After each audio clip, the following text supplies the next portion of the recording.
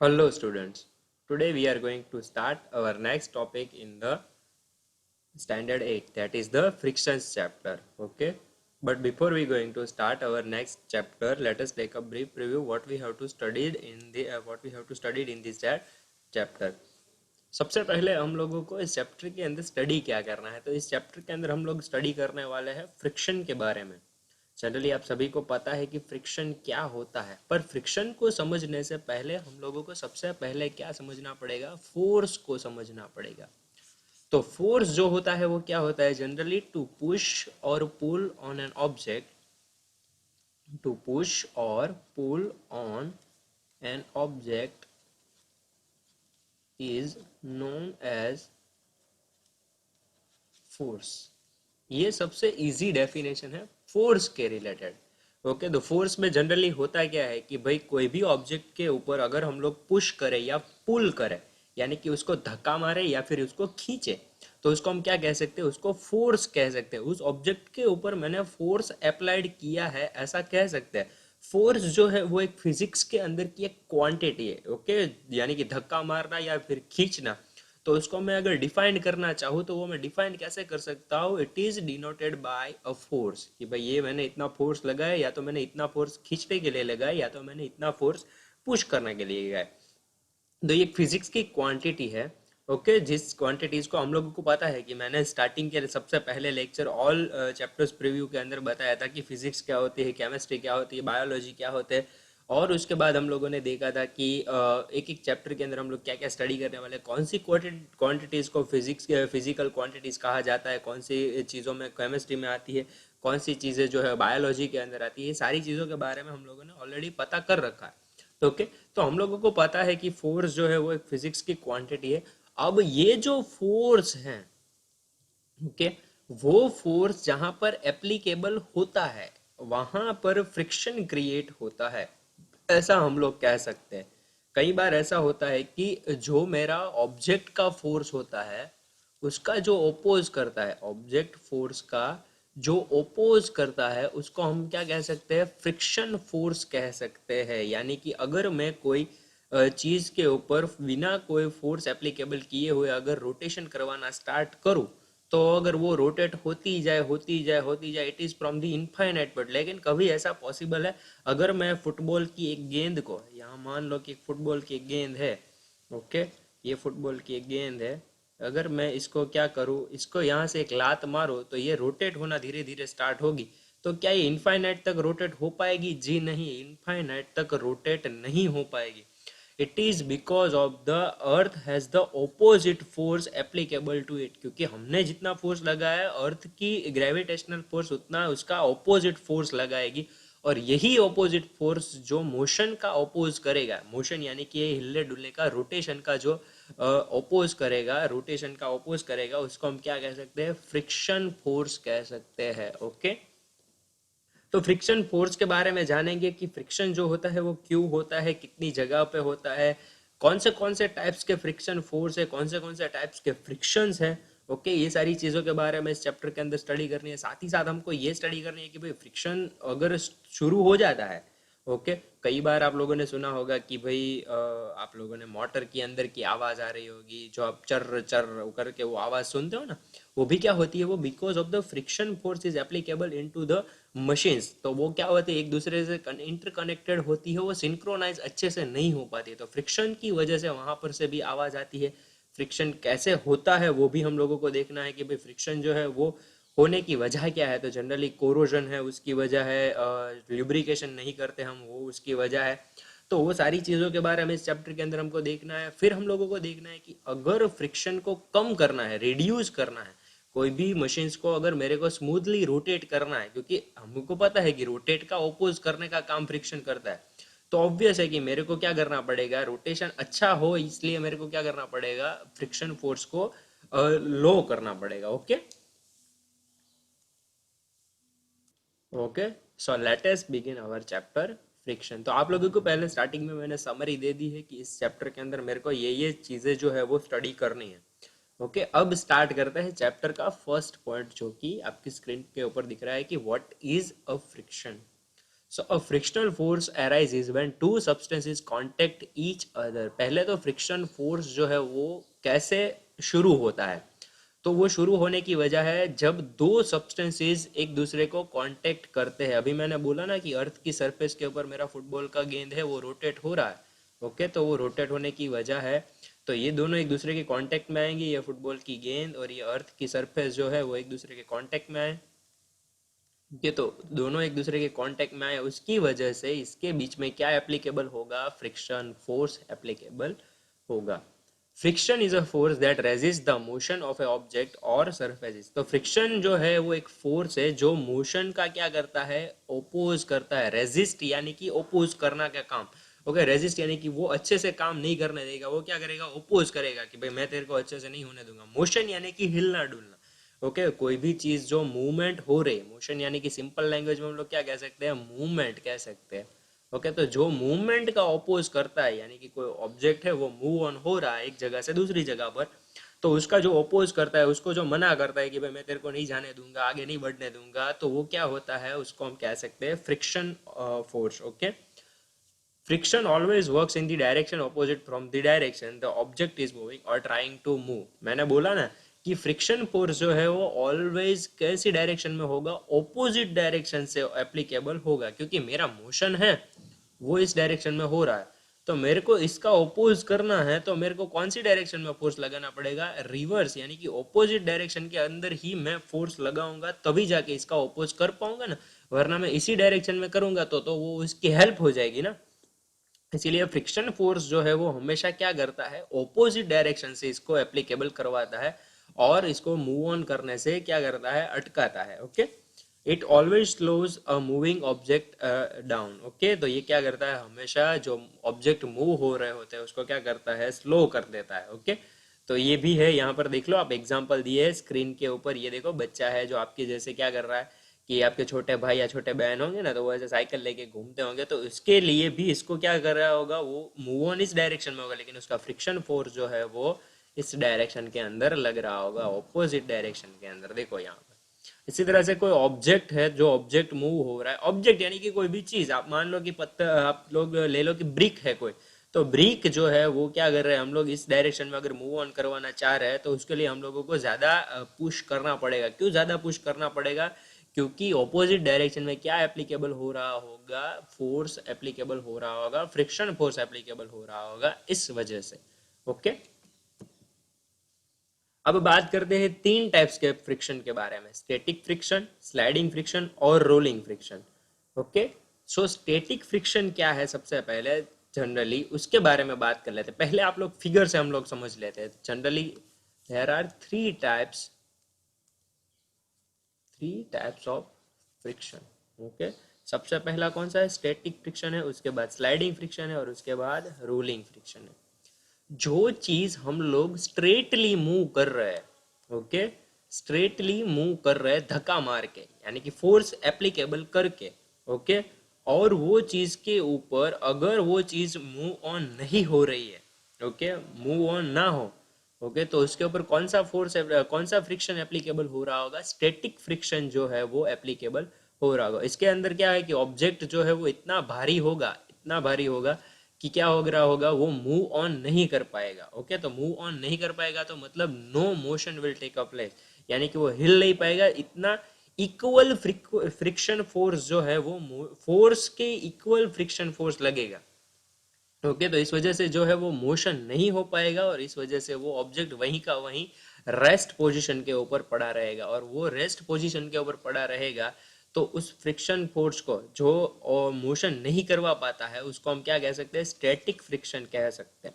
Second है हमारा sliding friction. तो स्लाइडिंग फ्रिक्शन कब ये एप्लीकेबल होता है, जब भी कोई ऑब्जेक्ट जो है वो स्लाइड कर रहा होता है, उसके ऊपर जो फ्रिक्शन एप्लीकेबल होता है ऑपोजिट डायरेक्शन के अंदर, वो होता है स्लाइडिंग फ्रिक्शन। और जो रोलिंग होता है, यानी कि जो रोटेशन के ऊपर जो मेरा फ्रिक्शन फोर्स एप्लीकेबल होता है, वो होता है रोलिंग फ्रिक्शन। तो इस तरह से जो है वो हमारे तीनों फ्रीक्वेंस के टाइप्स है। अभी डिस्क्रिप्शन के अंदर देखते हैं कि तीनों फ्रिक्शन के अंदर क्या क्या होता है। चलो, सबसे पहला पॉइंट है, friction is a force measured in a new terms just like any other force. ये तो हम लोगों ने ऑलरेडी बात कर ली है कि भाई एक टाइप का फोर्स ही है, बट ये जो फोर्स है वो ऑपोजिट डायरेक्शन से आ रहा है। इसका रीजन है ये कि इसका काम है कि रेजिस्ट करना, कोई भी ऑब्जेक्ट के मोशन को रेजिस्ट करना, ये इसका काम है। ओके, ये हम लोग को पता है। अभी बात करते हैं स्टैटिक फ्रिक्शन के बारे में। So it keeps an object at rest from the moving. तो क्या करता है ये, ऑब्जेक्ट को अपने moving position at rest, rest ही रखेगा। रेस्ट यानी कि इसको यहाँ पर ही रखेगा, ये हिलाएगा नहीं, ये हिलने नहीं देगा। तो इस तरह का जो फ्रिक्शन एप्लीकेबल होता है वो फ्रिक्शन को हम क्या कह सकते हैं, स्टैटिक फ्रिक्शन कहते हैं। स्टैटिक यानी कि एक ही स्टेट के अंदर रहने देने के लिए जो फ्रिक्शन फोर्स एप्लीकेबल हो रहा है वो। ओके, तो इस तरह से स्टैटिक फ्रिक्शन को आप लिख सकते हो। इसके लिए एक डायग्राम यहाँ पर दिया गया है, वो भी आप ड्रॉ कर सकते हो। Okay, draw this diagram for the static friction, आप लोग अच्छे से ड्रॉ कर सकते हो। ओके, तो पहले आप डेफिनेशन लिखोगे, keeps an object at the rest from the moving. पहले तो आप लिखोगे, अगर पूछा जाए आपको एग्जाम के अंदर कि give different types of friction, so आप पहले डिफाइन करोगे कि भाई 3 टाइप्स के फ्रिक्शन है, स्टैटिक, स्लाइडिंग और रोलिंग। उसके बाद स्टैटिक में लिखोगे सबसे पहले डेफिनेशन, उसके बाद उसका डायग्राम ड्रॉ करोगे, सेकंड में डेफिनेशन, फिर उसका डायग्राम ड्रॉ करोगे, थर्ड में डेफिनेशन, फिर डायग्राम, फिर उसको एक्सप्लेन कर सकते हो कि इसके अंदर क्या क्या चीजें होती है। सो it keeps an object at rest from the moving. You can expand that term in your own words. Okay, आप अपने ओन वर्ड्स के अंदर आप क्या कर सकते हो, उसको एक्सपांड कर सकते हो। ओके, तो यहाँ पर इसके 2 पॉइंट्स हो जाएंगे। उसी तरह से बात करते हैं स्लाइडिंग फ्रिक्शन। तो sliding friction is a force that resist the motion of an object moving across the surface. तो ये कहाँ पर एप्लीकेबल होता है, जहां पर कोई चीज जो है वो स्लाइड में स्लाइडिंग कर रही होती है, मोशन कर रही होती है, तो उसको स्लाइडिंग करने से जो ओपोज करेगा, ओके, उस टाइप के फ्रिक्शन को हम क्या कह सकते हैं, स्लाइडिंग फ्रिक्शन कह सकते हैं। उसके लिए भी आप फिगर ड्रॉ कर सकते हो, यहाँ से ये जो डायग्राम है वो आप ड्रॉ कर सकते हो अच्छे से। ओके, और थर्ड वाला है रोलिंग, रोलिंग फ्रिक्शन। तो रोलिंग फ्रिक्शन अभी मैंने बात की कि जो रोटेशन करता है, is the friction exerted when objects roll over a surface. तो ये टाइप का फ्रिक्शन कभी एप्लीकेबल होता है जब कोई ऑब्जेक्ट है वो सरफेस के ऊपर रोल कर रहा होता है, तब रोटेशन कर रहा होता है तभी। यानी कि आप फुटबॉल की एक गेंद का भी एक एग्जांपल ले सकते हो। जो सबसे पहले हम लोगों ने एग्जांपल देखा था वो कौन सा एग्जांपल था, वो रोलिंग फ्रिक्शन का एग्जांपल था। आप लोगों से एग्जाम में पूछा जाएगा कि give an example of rolling friction, so you can write that a football is rotating around the earth surface is and the equal opposite force is applicable to the it and it is denoted as the rolling friction। तो इस तरह से आप क्या कर सकते हो, rolling friction को भी डिफाइंड कर सकते हैं। बहुत ही important question, how friction affects a motion, ये बहुत ही इंपॉर्टेंट क्वेश्चन है भाई। ओके, कि भाई फ्रिक्शन जो है वो मोशन को अफेक्ट किस तरह से करता है। सो फर्स्ट पॉइंट है, if you roll a ball along the floor और ground it will slow down and stop even though no apparent force is being applied to it, the ball slows down and stops because of the friction। सबसे पहला point ये क्या कह रहे हैं कि एक बॉल जो है वो एक तो स्लो डाउन हो जाता है, अगर ये फ्रिक्शन एप्लीकेबल नहीं होता तो वो इनफाइनाइट तक मोशन करते ही रहता। मेरी एक किक से जो है वो, अगर फ्रिक्शन फोर्स नहीं होता तो बॉल जो है वो कंटिन्यूअसली मोशन करते करते करते आगे चला जाता। पर ये फ्रिक्शन फोर्स है उसकी वजह से एक तो स्लो डाउन हो जाता है, या तो लास्ट में क्या हो जाता है, धीरे धीरे धीरे करके स्टॉप हो जाता है। ओके, बॉल जो है वो हम लोग किक करते हैं तो उसकी वजह क्या होती है कि किक, वो बॉल जो है वो स्टॉप होने की वजह क्या होती है, बिकॉज इट यहाँ उसके ऊपर जो है वो फ्रिक्शन फोर्स अप्लाइड हो रहा होता है, इस वजह से।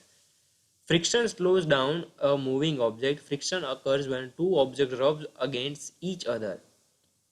ये कह रहे हैं कि फ्रिक्शन जो है वो ऑब्जेक्ट के मूविंग को क्या कर देता है, स्लो डाउन कर देता है। एक तो यहाँ पर भी सेम ही पॉइंट है, पर ये क्या है कि यहाँ पर स्टॉप कर देता है, स्टॉप भी कर देता है, स्लो डाउन भी कर देता है। तो सेम पॉइंट है इधर भी कि friction occurs when two objects रब अगेंस्ट ईच अदर। तो फ्रिक्शन शुरू कैसे होता है, ये इंपॉर्टेंट वर्ड है। फ्रिक्शन शुरू होता है जब दो ऑब्जेक्ट एक दूसरे से क्या करते हैं, हम लोग रब करते हैं, तो भी फ्रिक्शन जो है वो क्रिएट होता है। ओके, यानी कि अगर मैं 2 पत्थर ले लूँ और 2 पत्थर को एक साथ खींचने लगूँ, 2 पत्थर मैं यहाँ पर ले लूँ, ओके, और 2 पत्थर को मैं इसको क्या करूँगा, टकराऊंगा एक दूसरे से, तो क्या होगा, स्पार्क होगा। वो स्पार्क होने की वजह क्या होगी, स्पार्क होगा यहाँ पर इस तरह से।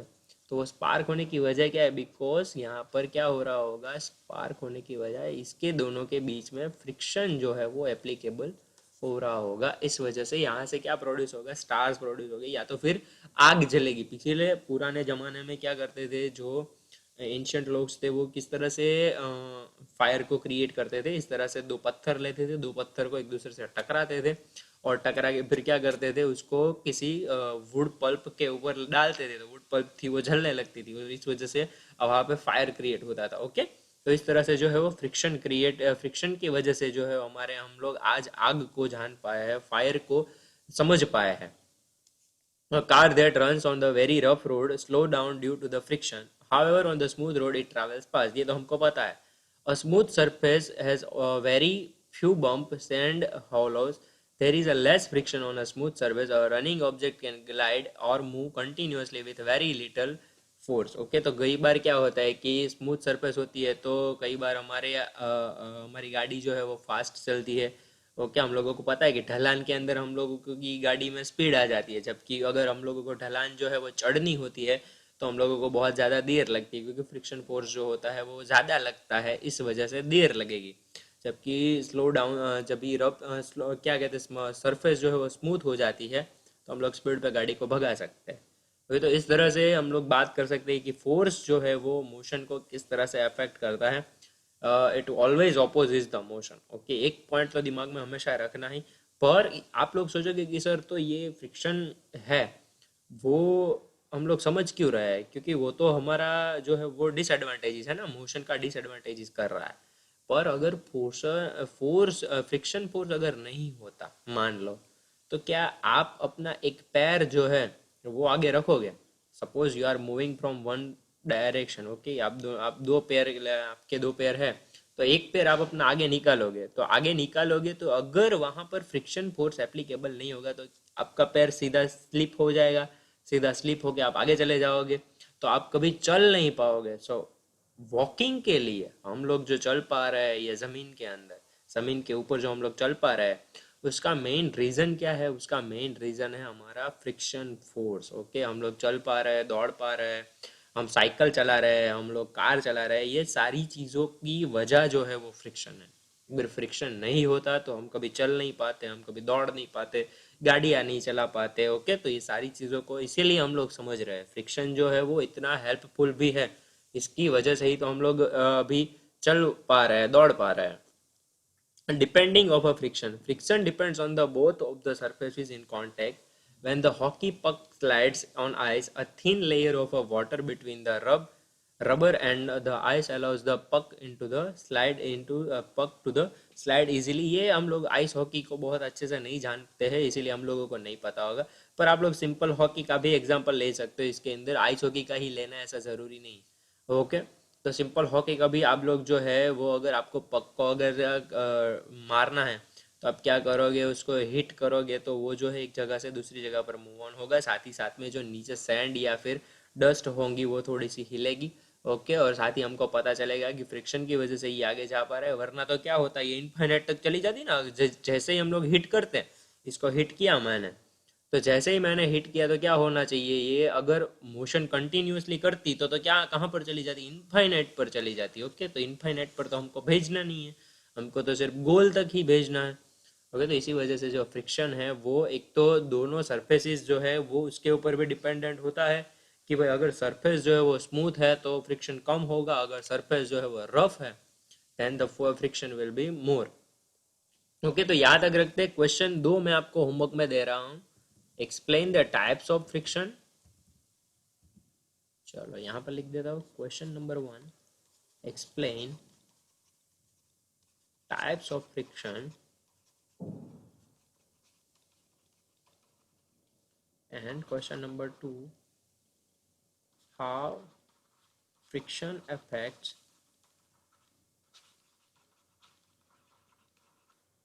मोशन। ओके, ये दोनों आपको होमवर्क में लिखने हैं। So that's it for today. Thank you very much for hearing this lecture. If you had any kind of doubt, you can ask me on the comment section, you can ask me on the WhatsApp, or you can ask me on the Instagram also. Till then, bye bye everyone and take care of yourself. हाथ अच्छे से धोना, sanitiser से, mask पहनना, क्योंकि अभी भी थोड़ा सा जो है रिस्क फैक्टर अभी हमारा बाकी है, तो इसलिए हमको ध्यान रखना है अच्छे से अपनी तबीयत का और सारी चीज़ों का। Okay, till then bye bye everyone and take care of your self.